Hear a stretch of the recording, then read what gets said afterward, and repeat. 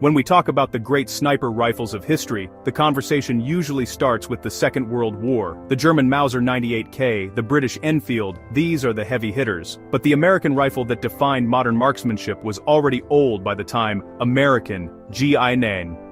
Or Duai, Sinarkins R. Oolan, Gundartian Dowind on Omaha Beach.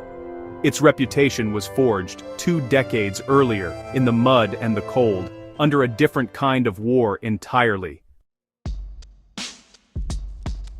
To understand the Springfield, you have to go back to 1903. The U.S. Army, fresh off the lessons of the Spanish-American War, knew their Krag-Jørgensen rifle was outclassed by the Spanish Mausers, so they built their own. The result was the Springfield M1903, a bolt-action rifle that borrowed the best ideas from Mauser. It was robust, accurate, and chambered for a powerful new cartridge, the .3003, which would quickly evolve into the legendary .3006 Springfield.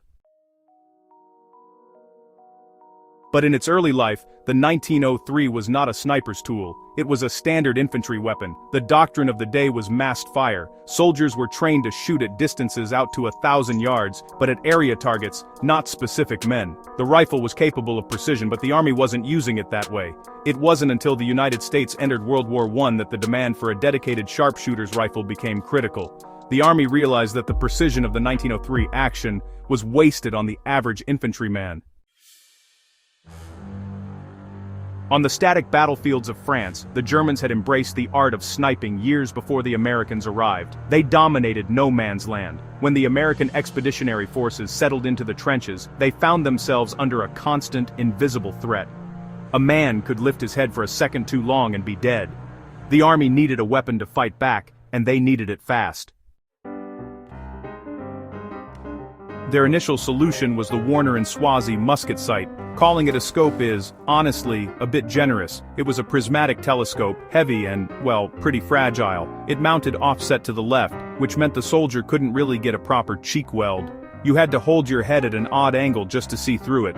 It was a complex piece of equipment for a war that really demanded simplicity, but in 1918, it was what they had. Perhaps the most famous testament to the M1903's potential came not from a trained sniper but, interestingly, from a conscientious objector. Sergeant Alvin York, during the Meuse-Argonne offensive, used his 1903 to engage German machine gunners. While his patrol was pinned down, York used the rifle's precision and his own marksmanship to pick off gunners one by one, from a distance. It was a bit of a preview of what the rifle could do in the right hands, even without a scope. After the armistice, the lessons of trench warfare were, well, partially forgotten. The Warner and Swazi scopes were warehoused. The Army went back to focusing on the basics, but the inherent accuracy of the 1903 remained. The .30-06 round was flat-shooting and hard-hitting. The 5-round internal magazine was reliable. It was a proven platform, just waiting for the next conflict to realize its potential. That conflict arrived sooner than expected. When the United States entered World War II, they were caught short. The new semi-automatic M1 Garand was the priority, but, there just weren't enough to go around, so the Springfield was pulled back into service.